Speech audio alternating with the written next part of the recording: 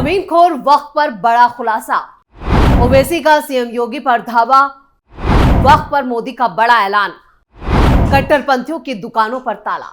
नमस्कार, आप सभी का बहुत बहुत स्वागत है। आप देख रहे हैं स्पेशल स्टोरी और मैं हूं आपके साथ परवीन जी। जमीन खोर वक्फ और वक्फ बोर्ड की साजिश की कोई इंतहा नहीं है।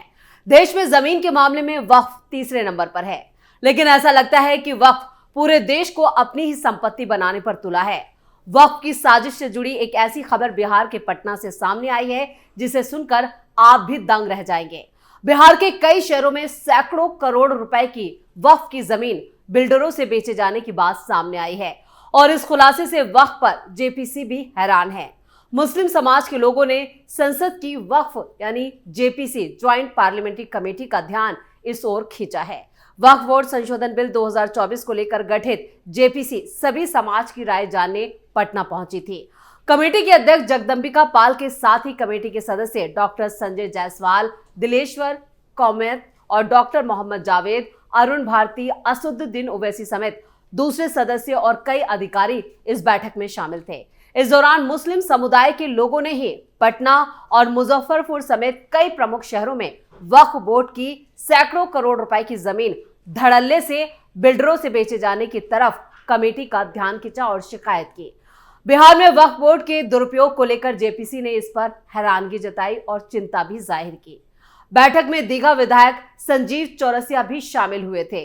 वक्फ बोर्ड बिल पर बनी जेपीसी की बैठक में बीजेपी प्रदेश मीडिया विभाग के संयोजक दानिश इकबाल ने बिल का समर्थन किया। उन्होंने वक्फ बोर्ड बिल 2024 को गरीब और पिछड़े मुसलमानों के हित में बताते हुए कहा, इसके लागू होने से वक्फ बोर्ड के कामों में पारदर्शिता आएगी और भ्रष्टाचार पर लगाम लग सकेगी। वक्फ बोर्ड में गैर मुसलमानों को शामिल करने का प्रस्ताव स्वागत योग्य है। गैर मुस्लिम में सिर्फ हिंदू नहीं बल्कि ईसाई, सिख, बौद्ध और जैन समुदाय के लोग भी शामिल हो सकते हैं। इससे बोर्ड के कामों में संतुलन और पारदर्शिता बढ़ेगी। यानी जिस तरह से बिहार में ये जमीन का जो पूरा खेल सामने आया है, उसके बाद कई सवाल वक्फ को लेकर खड़े हो गए हैं। यहाँ पर जमीन खोर वक्फ बोर्ड ने करोड़ों की जमीन औने पौने दामों पर बेच दी है, जिसकी जांच की जा रही है और इस जांच के साथ ही कई धन्ना सेठों के नाम भी सामने आ रहे हैं। इनमें कई मौलाना गैंग भी शामिल हैं। अब इसको लेकर कई सवाल खड़े हो रहे हैं और खुद जगदंबिका पाल ने कहा है कि इसको लेकर एक बड़ा एक्शन लिया जाएगा। और इसके साथ ही उन्होंने कमेटी के सामने यह भी सुझाव दिया है कि शिया और सुन्नी वक्फ बोर्ड के अलावा अलग अलग फिरकों के वक्फ बोर्ड का निर्माण भी ठीक नहीं है। उन्होंने कहा कि वक्फ बोर्ड एक धार्मिक संस्था या शरिया नहीं है, बल्कि ये बोर्ड उन संपत्तियों के संरक्षण, गरीबों, वंचितों और जरूरतमंदों की भलाई के लिए है। उन्होंने सुझाव दिया कि इस्लाम के सभी फिरकों के लिए एक ही वक्फ बोर्ड होना चाहिए। उधर all India Muslim Majlise Mushawarat Bihar के संयोजक सैयद नशूर अजमल ने वक्फ संशोधन बिल पर बनी जेपीसी से पटना में मिलकर कहा कि यह संशोधन बिल पूरी तरह से नामंजूर है। उन्होंने कहा कि यह वक्फ संपत्ति में सरकार का गैर जरूरी हस्तक्षेप है। उन्होंने वक्फ संशोधन बिल के प्रमुख बिंदुओं पर चर्चा करते हुए कहा कि मौखिक रूप से वक्फ करने की विधि को समाप्त करना भारतीय कानूनी और इस्लामी परंपराओं के खिलाफ है। सुप्रीम कोर्ट और भारतीय रजिस्ट्रेशन एक्ट 1882 में मौखिक उपहार और मुतव्वली की नियुक्ति को वैध माना गया। इसे हटाना भारतीय संविधान के अनुच्छेद 13(3)(a) का उल्लंघन होगा और मुसलमानों के धार्मिक अधिकारों का उल्लंघन करेगा। इसके साथ उन्होंने मौखिक वक्फ के प्रावधान को जारी रखने की मांग करते हुए कहा कि मुसलमानों की धार्मिक स्वतंत्रता और परंपराओं का सम्मान किया जाए। उन्होंने ये भी कहा कि वक्फ स्थापित करने के लिए जिला अधिकारी से इजाजत लेने का जो प्रस्ताव है वो बेहद गैर जरूरी है और एक तरह से प्रशासनिक हस्तक्षेप है जो धार्मिक स्वतंत्रता के संवैधानिक अधिकार को कमजोर करता है। उन्होंने मांग की कि इस शर्त को खत्म किया जाए। वहीं वक्फ पर आखिरी मसौदा तैयार है। इधर जेपीसी की रिपोर्ट को इसी बजट सत्र में पास कराने के लिए पीएम मोदी ने भी सभी तैयारियां कर ली हैं, जिसके बाद से मौलाना गैंग जो है वो बौखला गया है, क्योंकि इन कट्टरपंथियों को अपनी दुकानें बंद होने का अंदेशा हो चुका है। इसलिए सब अब सीएम योगी से लेकर पीएम मोदी पर जोरदार हमला बोल रहे हैं। इस लिस्ट में पहला number AIMIM chief Asaduddin Owaisi का है। दरअसल जेपीसी की एक बैठक में 21 जनवरी को जो लखनऊ में हुई थी, इस बैठक में ऑल इंडिया मजलिसे इत्तेहादुल मुस्लिमीन यानी AIMI के मुखिया असदुद्दीन ओवैसी भी शामिल हुए।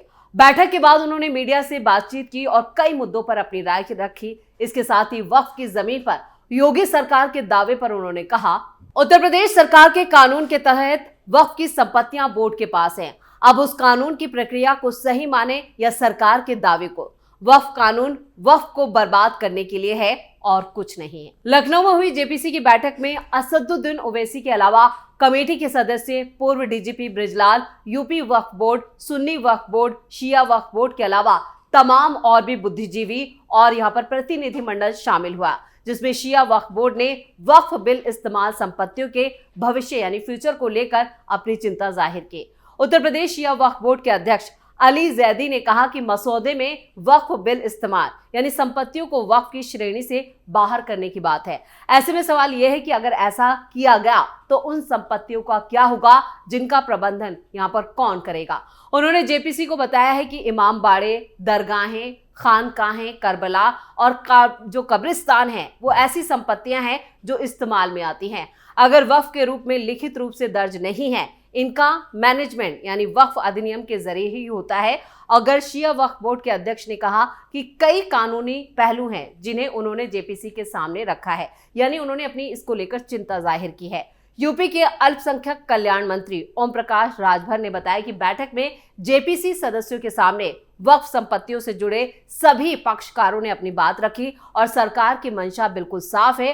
राजभर ने आगे कहा, सरकार वक्फ संपत्तियों का लाभ गरीब मुसलमानों को देना चाहती है और जिन लोगों ने वक्फ की जमीनों पर कब्जा किया है वही विधेयक का विरोध कर रहे हैं। आपको बता दें कि केंद्र सरकार ने पिछले साल अगस्त में संसद में वक्फ विधेयक 2024 पेश किया था और इसके जरिए साल 1995 में उस वक्त की कांग्रेस सरकार में पेश किए गए संशोधन में बदलाव करने का प्रस्ताव दिया है। लोकसभा में पेश होने के बाद इसे लेकर काफी हंगामा हुआ था। करीब सभी विपक्षी दलों ने इसका विरोध किया था और इसके बाद इसे जेपीसी के सुपुर्द कर दिया गया। ये जेपीसी सांसद जगदम्बिका पाल की अध्यक्षता में गठित हुई। वक्फ बिल 2024 पर संसद की जो संयुक्त समिति है वो इस पर विचार विमर्श कर रही है और ये अंतिम दौर में पहुंच चुका है। कमेटी के सदस्यों को कानून में अपने संशोधन पेश करने के लिए 48 घंटे का वक्त दिया गया है। पैनल बिल के 44 संशोधनों पर खंडवार यानी अलग अलग हिस्से पर विचार करने के लिए 24 और 25 जनवरी को 2 दिन की बैठक भी करेगा। केंद्र सरकार बजट सत्र में ही इस बिल को पास करवाने की तैयारी में है। सदस्यों को संशोधन पेश करने के लिए भी 2 दिन का वक्त दिया गया है और 24 और 25 जनवरी को क्लोज दर क्लोज चर्चा होगी।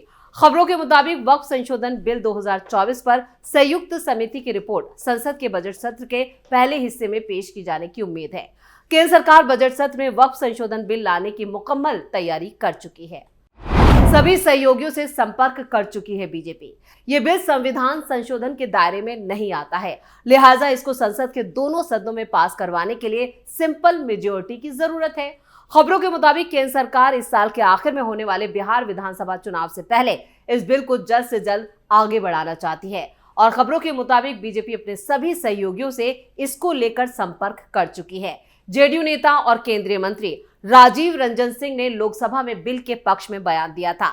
जब सरकार ने इसे पिछले साल 8 अगस्त को पेश किया था, तब ललन सिंह ने यह तर्क दिया था कि इसका मकसद वक्फ बोर्ड के कामकाज में पारदर्शिता यानी ट्रांसपेरेंसी लाना था, ना कि मस्जिदों के संचालन में हस्तक्षेप करने की कोशिश है।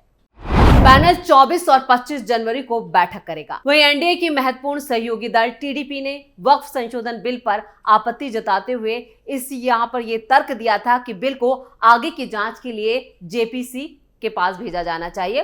क्लोज दर क्लोज चर्चा के पैनल 24 और 25 जनवरी को जो बैठक होगी उसमें भी साफ है कि टीडीपी इसके पक्ष में ही है। बोर्ड के सदस्यों को 22 जनवरी तक अपने संशोधन पेश करने के लिए कहा गया और इन संशोधनों को फिर पैनल के बीच पेश किया जाएगा, यानी इस पर विचार विमर्श होगा, जिससे उन्हें अपनी आपत्तियां उठाने के लिए पेश संशोधनों का अध्ययन करने के लिए सिर्फ 2 दिन का वक्त मिलेगा। जेपीसी के कुछ सदस्यों की मांग थी कि पैनल को जम्मू कश्मीर का दौरा भी करना चाहिए, जहां देश में सबसे ज्यादा अल्पसंख्यक आबादी है। हालांकि इसको लेकर बीजेपी के जो कार्यक्रम है वो काफी बिजी रहे और अब तक इस पर इतनी ज्यादा बैठकें हो गई हैं कि इसकी भी जरूरत नहीं है। पिछले साल अगस्त में गठित इस पैनल की दिल्ली में 34 बैठकें हो चुकी हैं और समिति ने 13 राज्यों के वक्फ बोर्ड के प्रतिनिधियों से मुलाकात की है।